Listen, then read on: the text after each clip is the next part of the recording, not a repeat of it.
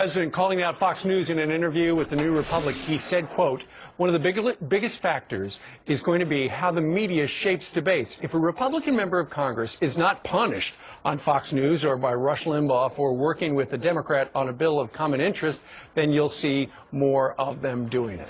Oh, really?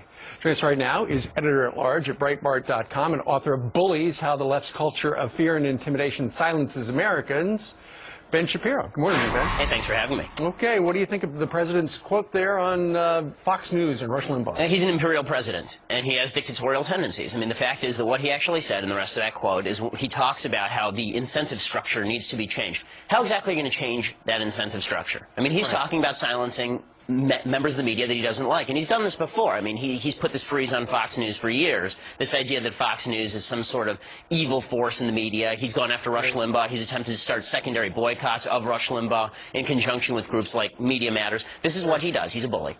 You know, he just wants the media. And Fox News is challenging the president and his policies, and that's what the media is supposed to do.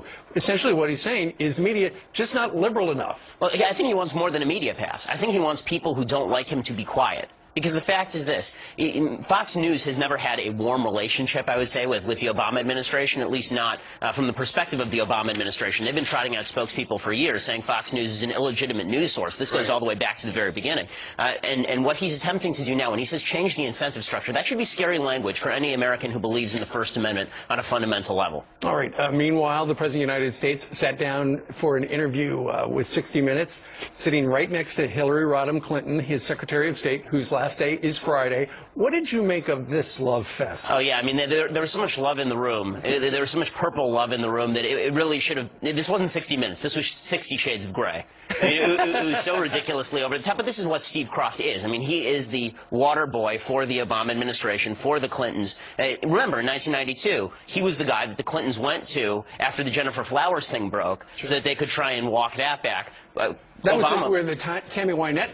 Exactly. And Obama, during the Benghazi scandal, he went to Steve Kroft, and Steve Kroft made sure that there was a little clip where Obama said he wasn't sure if it was an act of terror that was cut out of that interview, and that was only released much later. Steve Kroft did ask one hard question about Benghazi, but then when they started to skate, there was no follow-up that we saw. Exactly. And then that's what it was all about. I mean, even Politico, which is, again, an outlet friendly to the administration, says Steve Kroft is the favorite guy when it comes to who is going to interview President Obama because he can give expansive answers without having to worry about any sort of repercussions. Interesting stuff. All right, Ben Shapiro from Breitbart.